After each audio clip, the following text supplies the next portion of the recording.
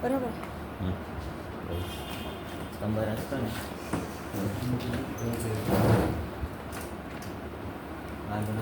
Ah,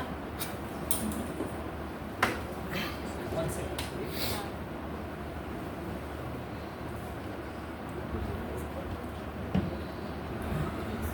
أعوذ بالله من الشيطان الرجيم. بسم الله الرحمن الرحيم. السلام عليكم everyone. Waalaikumsalam warahmatullahi English में बात करते हैं कच्छी, गुजराती, फारसी, अरबी, Chinese. Chinese. I guess. So what I'll do is Apart from Farsi and Arabic. apart from Farsi, Arabic, will be okay. So I had a session with I think majority of the teachers in the afternoon and the evening, and I was told that a few teachers can't make it because of work, so we can repeat this session. How long do you have? 3 hours, 4 hours? 3 hours. So inshallah, I promise you before 2 a.m. we'll be done inshallah. We'll try to make it as quickly as possible. Now the reason we have given you papers and pen is there are certain questions. There are 10 questions I wanted to ask just to gauge our knowledge on mental health in students, among our students that we teach. So if possible, don't discuss. You can just write it down based on what you think the answer is. I think Hanabai was there, so she knows all the answers, that's why you don't have a paper. Okay, so it's just true and false. Question number 1. Sleep disorders like insomnia are always caused by underlying mental health conditions such as anxiety or depression. You have like 20 seconds to read the question. True or false? Just true or false. That's number 1, true or false.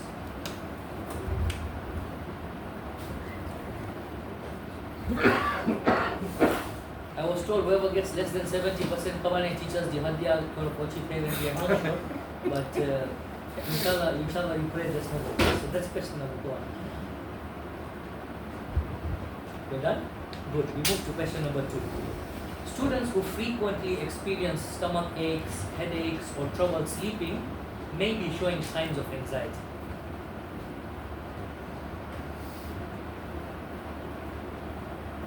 Okay. Moving on. Question number 3. A student with severe ADHD, inshallah, if you don't know what ADHD is, inshallah, Sunday we'll cover this, will always display hyperactive behaviors, and these behaviors can be easily identifiable by teachers.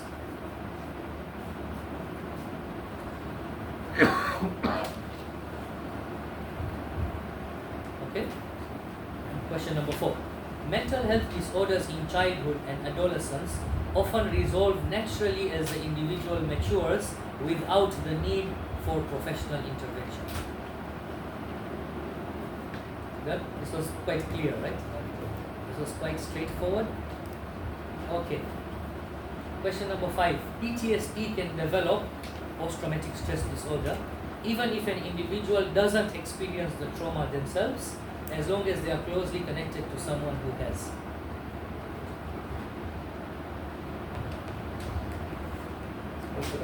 Sorry? It's getting personal. It's getting personal, yeah. the further it goes. Okay. Question number 6 now.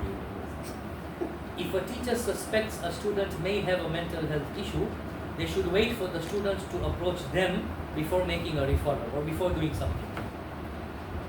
This is quite straightforward. Question number 7. If a student shows behavioral signs of trauma such as aggression or withdrawal, these behaviors can usually be traced to a specific event or experience. Give another 7 seconds for this one.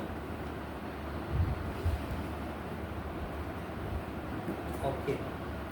Question number 8. A student's struggle with mental health such as depression or anxiety will always result in noticeable changes in academic performance such as failing grades.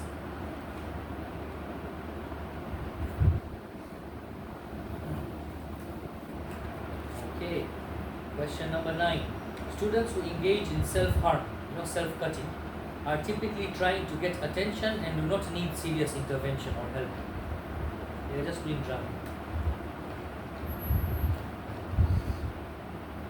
Finally, a significant and sudden change in a student's behavior, such as becoming unusually quiet or aggressive, is usually a sign of a problem with their mental health.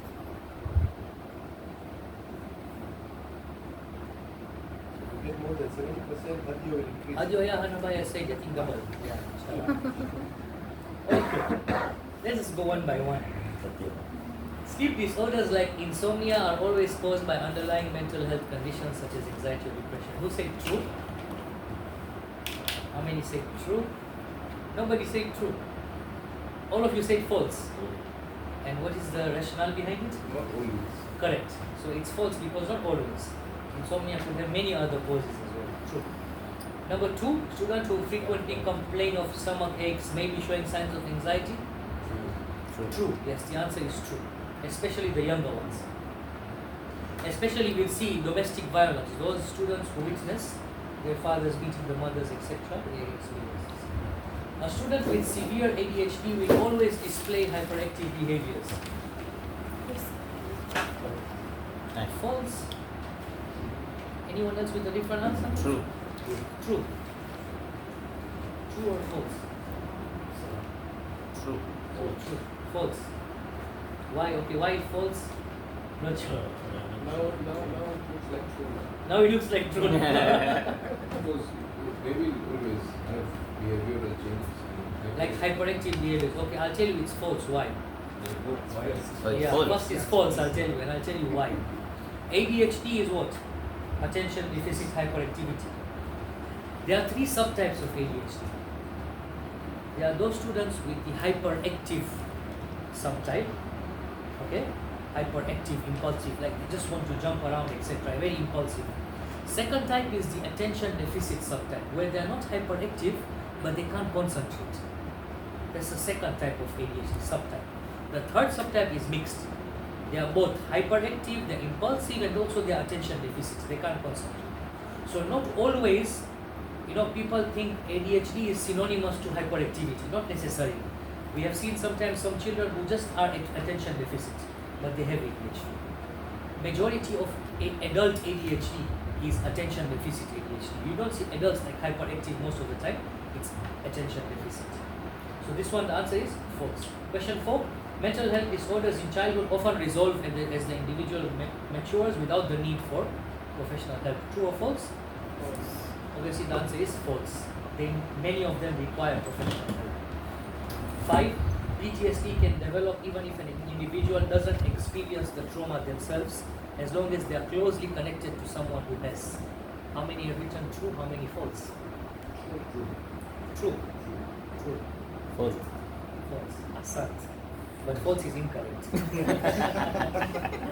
I'll tell you why. 9/11 or any tragic events like Nairobi, the Westgate terrorist attacks. PTSD can happen to, I've seen many military people, many yeshis come to the clinic. Siwezi kulala, nalala nusu saa kwa siku, they get flashbacks, they get nightmares. Small movements, they'll jump. Why? Because they're living in that area of war zone. But now their families, by witnessing them day to day, they also can get a mild form of trauma.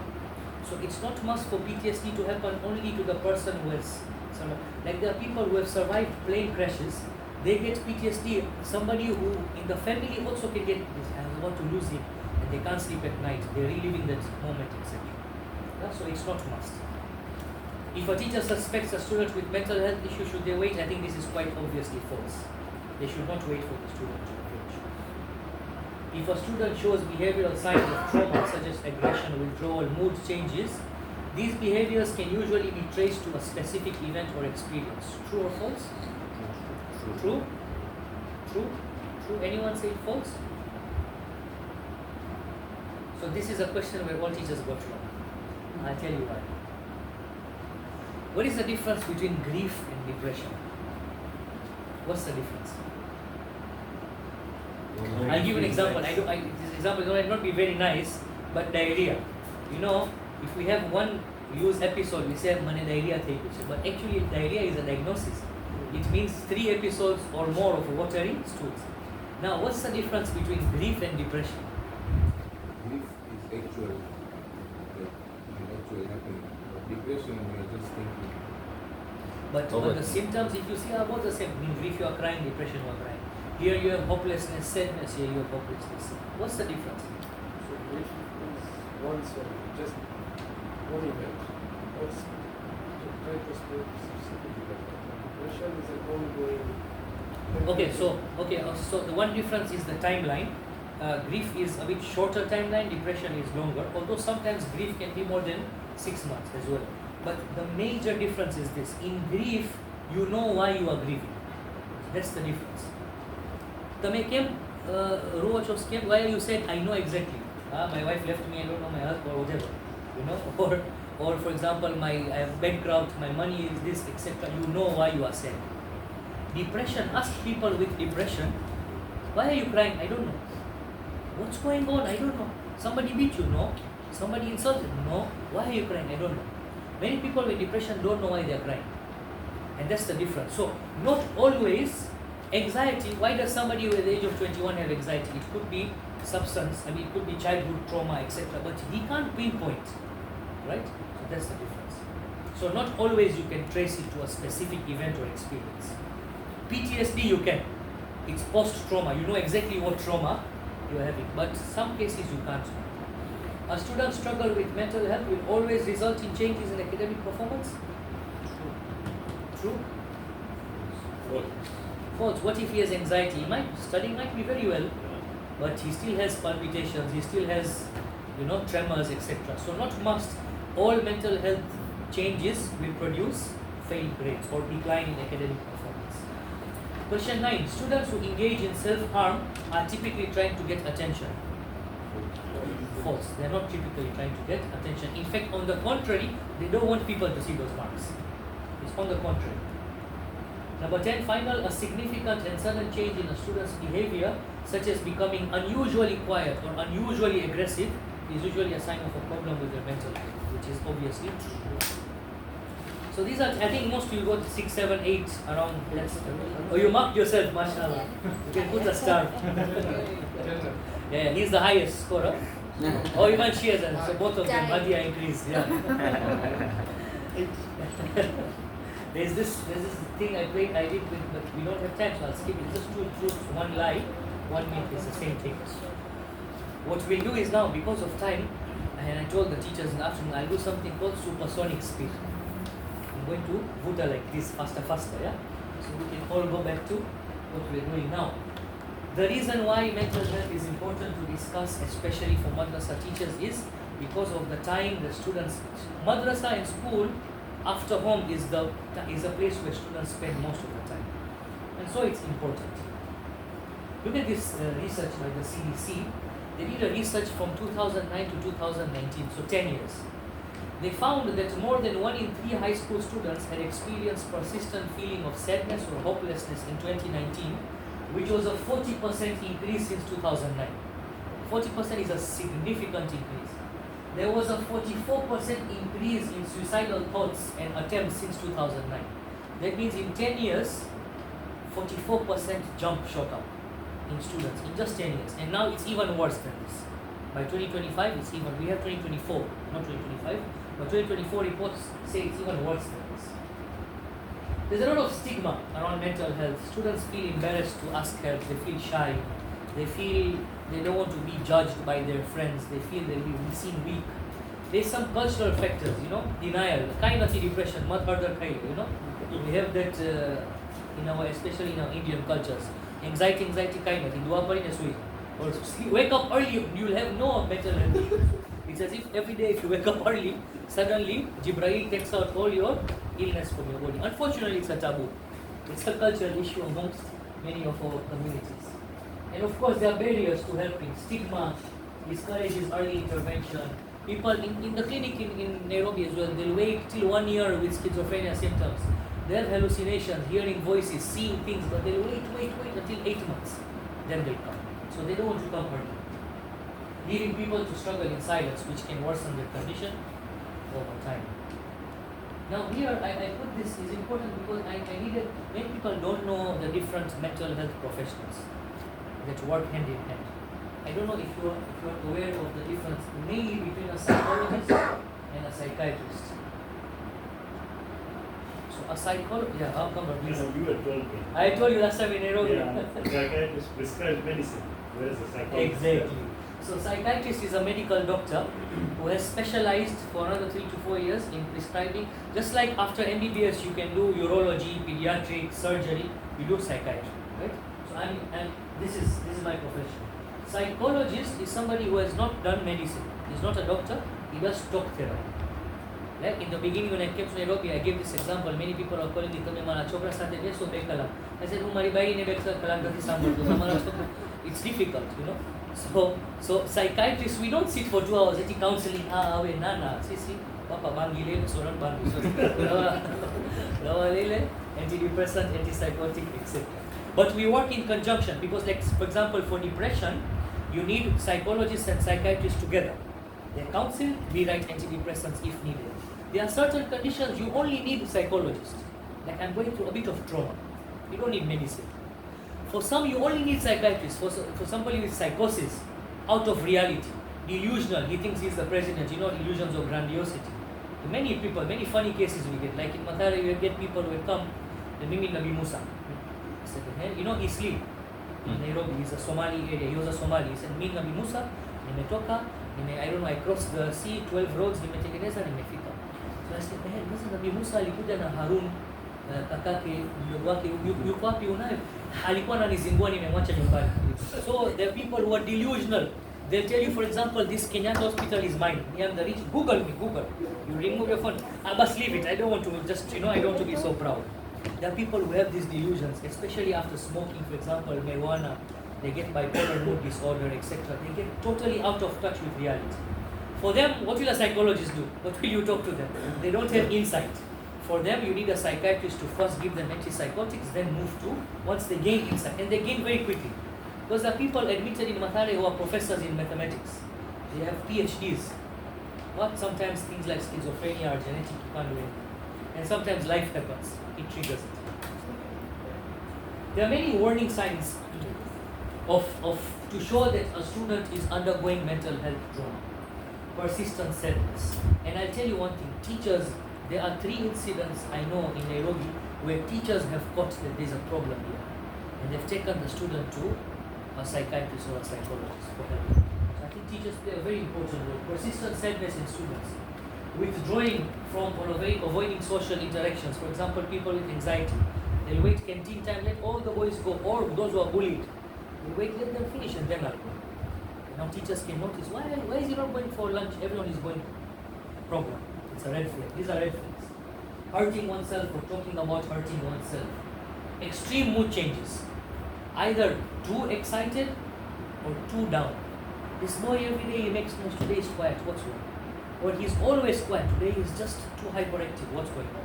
There's a problem. Drastic changes in mood, changes in eating habits. Too much eating, overeating, or even undereating. Both of them are just like loss of weight. They could increase too much weight or lose too much weight very drastically. Difficulty sleeping. You could have insomnia or hypersomnia. Too much sleeping, too little sleeping. Frequent headaches or stomach aches. These are especially people who witness domestic violence at home. The students complain a lot. Today stomach is paining, tomorrow head is paining, third day this. They just want to go home.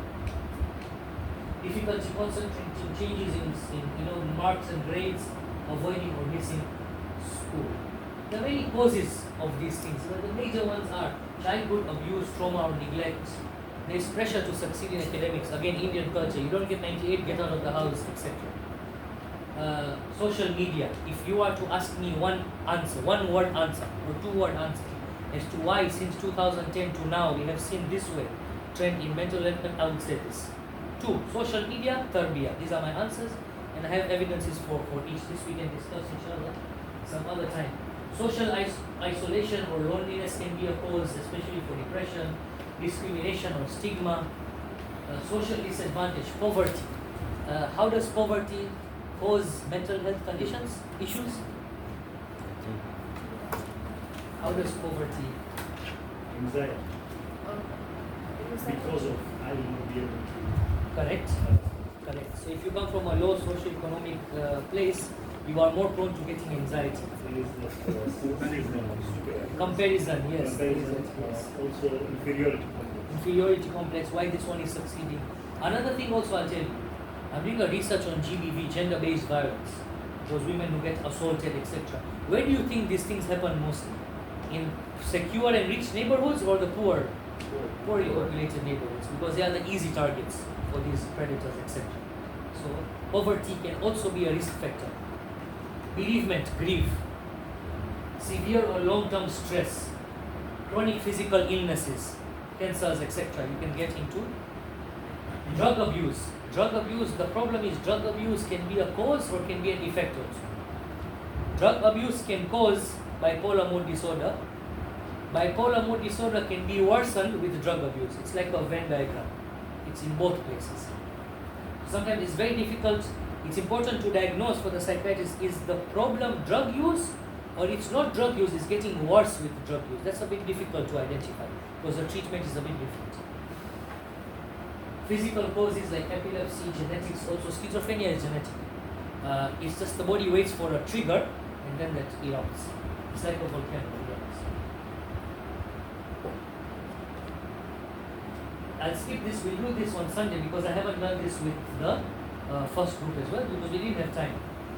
Self-injury. Now, self-injury is a bit more common than we usually think it to be. One thing very important to notice, these students who self-harm themselves, their aim is not to do suicide. This is very important to note. It's not to kill themselves. Yeah? Those marks they do is not to kill. So that's one important thing.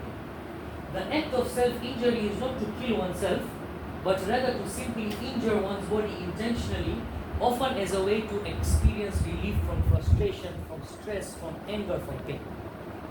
This is why they have self-injury marks. In our communities, to see a girl with self-injury marks is very difficult. Why? And mostly the injury marks happen in those areas that are not publicly exposed. Girls is very difficult. Boys is a bit easier, but who does it more, girls or boys? Girls do these self-injury marks more often than boys. Today one teacher said, gave an answer, boys. I asked why, he said, I've seen one boy do it. I'm not saying boys don't do it, but when you compare, girls are very much more into self-injury marks. It's a coping mechanism that some young people and even adults, even 18, 19-year-olds I've seen, who use to alleviate stress, which is meant to result in a sense of calm. Now, look at this vicious cycle. Many people who self-injure quickly experience feelings of guilt and shame, which results in the return of emotional struggles. I'm doing self-cutting to relieve myself from that guilt and shame, but after doing it, I'm feeling guilt and shame, so I'll do it again, and then I'll feel again, now it's a vicious cycle. That's why these people who self-harm, they do it very often, they can't stop. It's a vicious cycle. Again, I said the intent is not to kill oneself. Although mistakes have happened in the past, it led to unintended deaths. Instead of, now you know this, for those who want to commit suicide, I'll show you the medical way of how to commit. Not now, inshallah, you talk to me later. Because many people, they cut this way. That's not the right way. If you want to kill yourself, I'll show you places where the blood loss is more. You're going to shock very quickly. I'm reciting what English. Each individual will choose a different way to harm themselves for relief. For example, cutting, scratching, burning, carving skin, self-hitting, etc., etc. But most people use those parts, such as the arms, legs, and torso, that can be difficult to detect as they often perform it publicly, privately, and not on areas that are typically exposed to the public. That's why it's difficult to see unless those people who are, like when we had the Bulu camp, I think we got a bit closer to those boys. We could notice their behaviors, etc. Otherwise, if it's just a madrasa class, it's very difficult to say that this person has a self-injury mark. It's very difficult. Friends, close friends know. Otherwise, it's very difficult. It's believed that the cause of self-injury is derived from the inability to manage emotions and poor coping skills. We all have different ways to manage stress. Some go to the gym, some do this, some do that. But when children are not taught positive coping mechanisms, it leads to self-injury marks. They don't know how to de-stress. The exact reason of why they do it is different. For some, it provides relief from anxiety, stress, depression, or painful feelings. For others, it is a way to express their emotions outwardly rather than bottle them up. It could even be a reaction to what they believe to be personal failings or faults. I had a couple of girls, young ones in Nairobi. Some of them were into self-cutting because father, mother separated. Some older ones were into self-cutting because relationship broke with their boyfriends and with their peers. So the reasons are a bit different. But all of them come down to one point: they are unable to manage their feelings, their emotions. Teenagers and young adults are most at risk for self-injury, as this practice usually begins in pre-teen and teen years, 12, 13, 14 onwards. Certain life aspects put young people more at risk, such as loneliness, conflicts with parents, peer pressure, friends who self-injure. That's why they have friends who also self-injure, so they go privately and they do it. And it's the friends who then show them that, look, I'm doing this, it's giving me relief.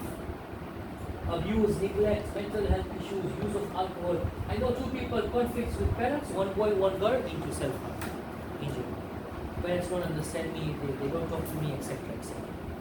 One parent, this girl's parent, used to use corporal punishment. I think we mentioned it in the Madras today, it's extreme. He used to take her out of the house middle of the night, sleep outside, for something very minor that she had done, very minor. And now the father and mother were separated. When she was living with the mother, she was living a good life. But then with the father, again, sometimes the mother had to go out of work for work, from Nairobi to Kiambu, I think. And now the girl was with the father. Alcoholic, very abusive, to the extent that this girl, I can mention this on Sunday, but this girl started having an imaginary friend, as a copying example. The mother says I'm in the kitchen and I'm seeing her laughing by herself. I come to her, let's say, okay, her name starts with Z, but let's say Zahra, for example. What's going on? Shh, my mom is talking. Wait. Mommy, nothing. Who are you talking to? Nothing. Shh, stop it. Nothing. She's talking to somebody. Now her mind has come up with this imaginary friend. This is true. This is like in my eyes, in front of my eyes. Imaginary friend to cope with all the painful emotional and physical trauma she was going through. These kids, and how old is she? 13. Form 1 is what age? 13, right? She's 13. Form 1. She's 13. Alhamdulillah, now the illusions and hallucinations have stopped. You'll find symptoms of people who self-injure, like scars, emotional behavioral instability. They have sharp objects present in their legs, blades and stuff. They have, suddenly, you'll say this person was wearing short sleeves, now he's wearing long sleeves. Why? What's the reason? Reporting of accidental injury, especially with parents and teachers. How did you get that? Oh, by mistake. I was walking and then by mistake. And 3 days later, again, the same injury marks. How did you get? Oh, by mistake. If it's persistent, teachers need to be a bit more careful. What's going on? Bite marks, scratches, cuts, loneliness, anger, panic, rejection, and guilt. So this is to do with self-harm and self-cutting. What's the time? 10:40. There's 2 more topics. This topic, I think, is something that's global. It's something that I'm sure, as teachers as well, if you have not witnessed, at least you have heard. I'm absolutely sure there is no teacher who has not witnessed or has not heard of a student getting bullied, right? And I'm sure you have your personal experiences as well, if you'd like to share. Bullying is of different types. There's majorly 4 types: direct bullying, indirect, cyber, and sexual. Cyber is our now most common type of bullying, over Instagram and Facebook. And direct is on the face, indirect is using sarcastic remarks, etc. Research suggests that the children and youth who are bullied over time are more likely than those who are not bullied to experience depression, anxiety, and low self-esteem. They are also more likely to be lonely at school or want to avoid school. This same study, showed that children and youth now who bully others, now the perpetrators, the initiators, they are now at higher risk for more antisocial behaviors. Problems at school, substance use, aggressive behavior, conduct disorders. More problems with the law and the police, more issues with those who are bullies. Those who are bullied, more high risk of getting depression, low self-esteem and anxiety. But even those who are bullies, they are not safe. They are even at a bigger disadvantage because they are more likely to go into these drugs and problems with the law and aggressive behavior, etc. There are certain warning signs. There are many signs of bullying, but there are certain warning signs. It's important to realize what are the warning signs of bullying. Unexplainable injuries, lost or destroyed clothing, books, electronics. Where's your book? Oh, it got lost. After a few days, next week, where's your pen? Got lost. Where is this? Got lost. Whilst it is the bullies who are taking their things. But they don't tell the parents. Frequent stomach aches, headaches, feeling sick, faking illness. It's called somatization of symptoms. They fake their illness to get out. Changes in eating habits, like suddenly skipping meals. Students may come home from school very hungry. Why are you so hungry? Say, I packed for you lunch. He's like, no, I don't know, I'm just hungry. They don't tell the parent that I took my lunch. Again, this is what parents notice first. Difficulty sleeping, frequent nightmares, a decline in academic performance, doesn't want to go to school, sudden loss of friends or avoidance of certain situations. If he sees 4 people in a place, he doesn't want to go. He thinks, I'll get bullied. I'll just wait, let them sit down and I'll come. They usually come to class either first or last. So they don't have to, they want to wait for the teacher to come in. Let the teacher come, then I'll come sit. These are subtle signs, but they really make a difference. Self-destructive behavior such as running away from home sometimes, harming, again, self-harm, one of the causes, bullying. Or talking about suicide. Question, why don't kids ask for help? If bullying is so bad, they are going through so much, why are they not asking teachers or parents? Scared. They're scared. Scared of the parents. They're scared of themselves. The same thing, the Indians, we don't believe in all this. True. It's nothing. Yeah, it's not true. Very true. But the main thing is that the parents are not approachable. The parents are. There was a doctor who recited this to me. True. Parents are not approachable, which is a problem. It's a problem that we can't solve overnight as well. So you are right. What's another reason you may think of as to why kids don't ask for help? They don't know how. This is an interesting point. They don't know how to ask. True. Any other reason? They are not scared of the parents, no, they're scared of sometimes they come and complain, the parents take action, sometimes things get worse. So they fear repercussion from the bullies themselves. If parents come to complain, khalas, I'm dead. They don't want to be the center of attention. That's also another reason. They don't want to feel, they don't want others to judge them as being weak. You know boys, to mardanati, look, you're complaining. What is the word they call? Somebody who complains every time, Swahili or something. There's a word in Gujarati, somebody. There's a word if I forgot. But so this is very interesting. Statistics from 2018 show only 20% of school bullying incidents were reported. Only 20% were officially reported. Kids don't tell adults. Why students don't say? It can make a child feel helpless. They want to handle it on their own to make themselves feel I'm in control of myself. They may fear being seen as weak. You know, boys, they talk a lot to Marlati, look, you're so weak, you're going to complain every time. Kids may fear backlash from the kid who bullied them, either through parents' doings or if somebody else goes and says. Bullying can be a humiliating experience. Kids may not want adults to know what is being said about them. What are they bullying? What are they telling you? They're calling me this. They don't want their parents to hear that, what their kids are calling them. And so, whether it's true or false. And they may also fear that adults will judge them or punish them for being weak. You can't stand up to yourself. Go tell the teacher, no, stop me. Problem, you're making bullying worse. You're making it worse. Sometimes parents can make it very much worse. Kids who are bullied may already feel socially isolated. They may feel like no one cares, no one will understand me, so let me just keep quiet. Kids may fear being rejected by their peers. Friends can help protect kids from bullying, and kids can fear losing this support. This is one of the main reasons why boys don't complain. Because I have a friend circle, I'll go complain, fellas. They'll stop talking to me, stop PUBG, no Fortnite, no FIFA, nothing. This is the problem. The importance of addressing bullying. Because the potential of mental health effects are very drastic, it's important. As we say, unexplainable injuries, coming home from school hungry. I've repeated that. On the other hand, bullies become more aggressive. Their friends may include other bullies. And bullying behavior may be a mechanism to cope with stress or abuse in their lives. Now, before we move on, okay. I think this was the last one we did today. Domestic violence.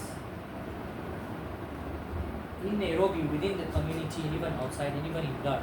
I'm getting phone calls and emails from Dar es Salaam as well, from Mwanza, and one more, I forgot which other Jamaat, about issues of self-cutting and domestic violence as well, and a bit of anxiety, depression as well. Unfortunately, psychiatrists are few, especially Indian psychiatrists are quite few as compared to other mental health professionals. Obviously, it's very upsetting for children to see one of their parents abuse the other. Mostly, who is the one abusing? Is the father. Although some women are strong, you never know. You can get beaten also. Amber's face is showing a bit of Rumias, but we will not go there. I will not say anything there. So younger children. Don't say that.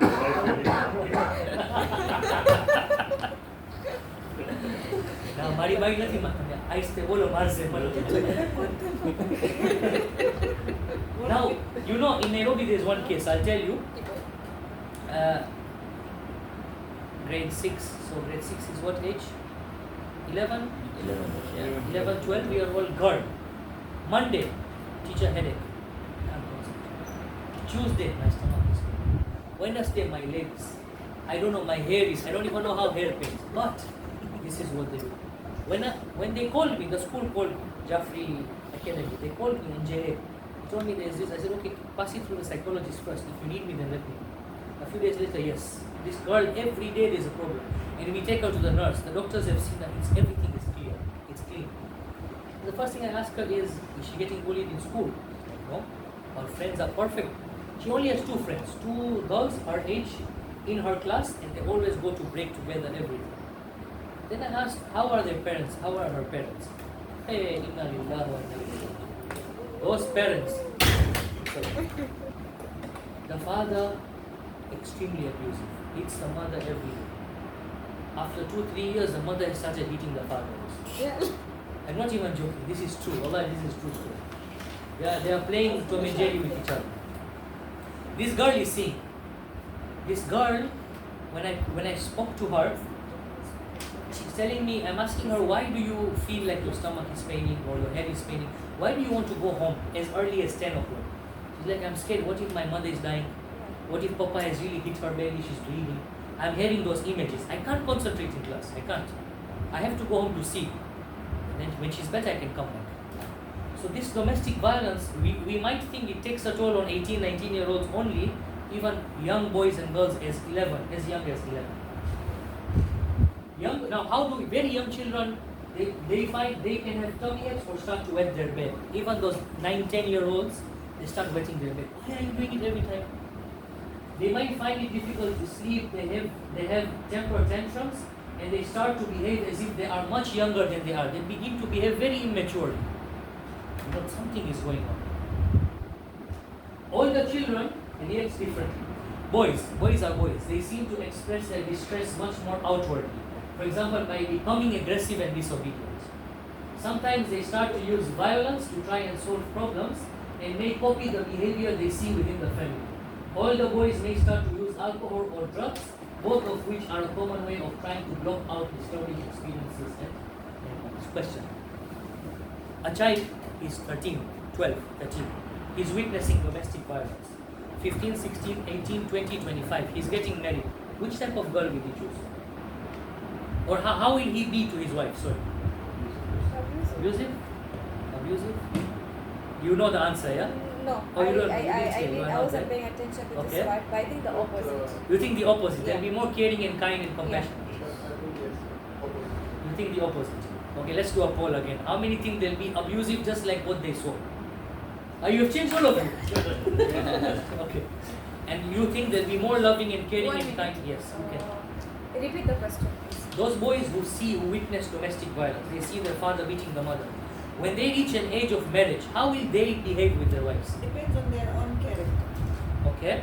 Depends on their character. Some will become the same as the father and some will become Can we give 100% Hadia because that's the right answer? All of you are right actually.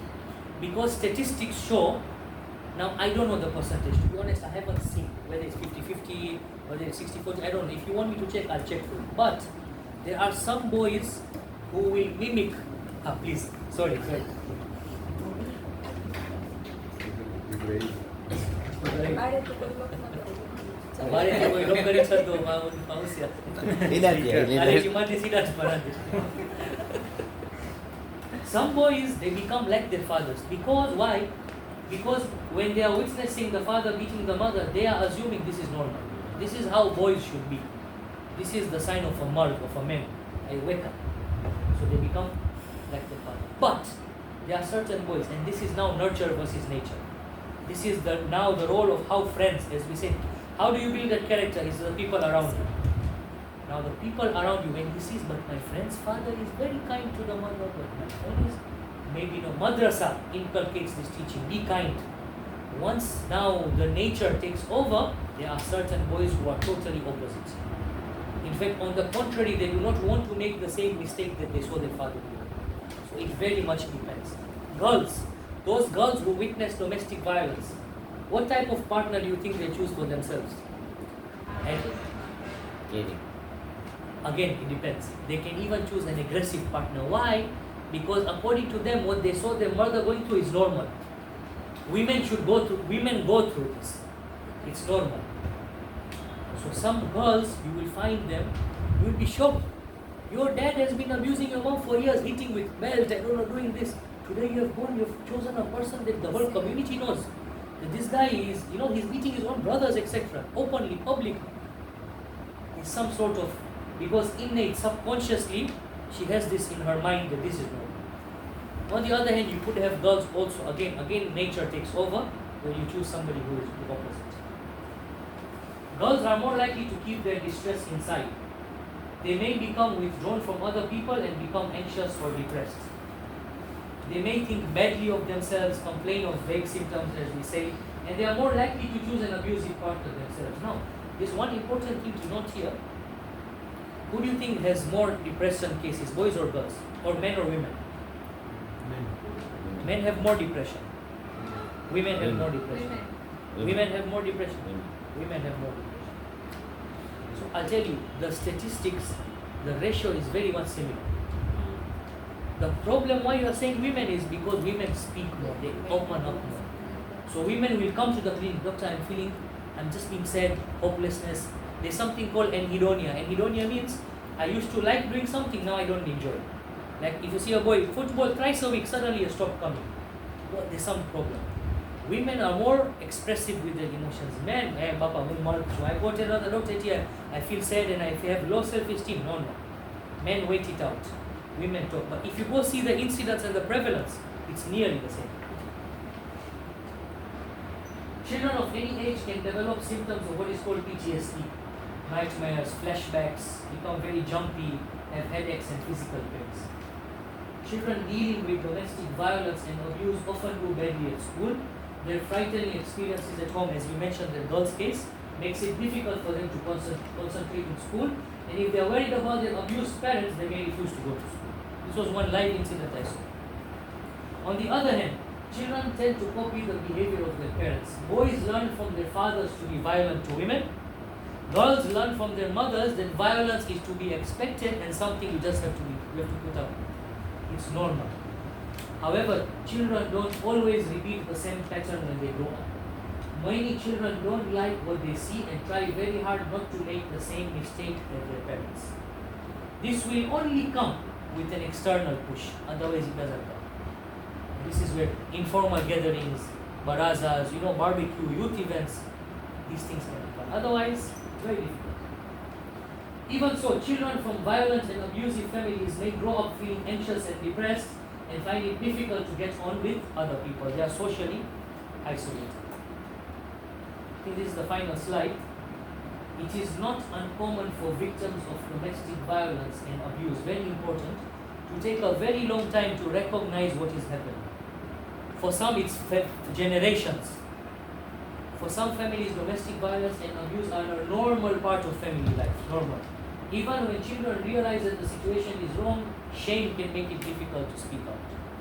My chacha is doing the same thing, my mom is doing the same thing. my family members at home, this has to be normal. Very difficult. However, having a trusting relationship outside the home can increase the chances that someone affected by domestic violence and abuse will manage to talk about their experience. On Sunday, inshallah, we will talk about the role of teachers. And one of the biggest role of teachers to be able to do this is to form a bond and a rapport with the students. Otherwise, you could have 11 amamas, believe me. You could have 45 PhDs. Amama stuck one over the other. 45 PhDs. That child, if he does not trust you, will never open up to you. Never. You could be the most knowledgeable person upon you. The child will never approach you. So it's one of those roles of teachers, inshallah, we'll discuss on Sunday. Sharing the secret with someone outside the family is the first step in breaking out of the cycle of violence and abuse. As long as this doesn't happen, the cycle continues. Finally, how do we help such children? By making sure that domestic violence and abuse will not remain a shameful secret for the child. This is the first step. To be so approachable to these children and these young boys and girls that they are willing to talk to you about anything. For the more serious long-term effects of domestic violence and abuse, parent and child treatments are available through psychotherapy, psychologists, psychiatrists, etc. And children are better able to cope and recover when they get the right help and support, for example, from family members, peers, school, teachers, etc., etc., which is why nowadays some schools even have on-site counselors in their schools to be able to. And this is the end of our PowerPoint. Question. Yes. So, let's say you experience a rowdy class, and we assume that most of these kids are rowdy because they're going through issues like that, right? Now, there are two approaches. Either you become harsh as a teacher, you quiet them down, but if you become lenient, they increase in their. Sit on your head. So what do we do? I think there's a question that was asked, one of those 5 questions online. I have written it down. If you don't mind, can we answer this on Sunday in front of everybody? Inshallah, I have written this down. There's somebody, one of the questions you sent me online was, how do you take care of a rowdy class? So I will address this on Sunday, inshallah. So you gave a few solutions. Yes. For the last one. Yes, for the last one. There are a few previous topics that you spoke about. Solutions now, we'll do on Sunday.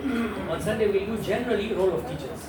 Yeah, this could also help in parenting, I guess. Exactly. Yeah. This also very much helps parents as well, but I think our focus was more for, but you're right, it helps parents a lot. I feel this is very important for parents, more than madrasa teachers, because we meet them once a week True. for 40 minutes. True. This, as a parent today, I learned so much. So now we tell Mombasa Jamaat, We can inshallah, learn so much. July, August. I don't know if they'll be able to afford me, but if they can, I'm joking. We can do something similar for the parents in the future, inshallah. Definitely we can. This is a personal question. Ji. Yeah. So what if the teacher is also going through Some mental health challenges? trauma and whatever? So how does he help others when he himself needs help? True. Imam Zainul Abidin says, how does a blind help another blind cross the road?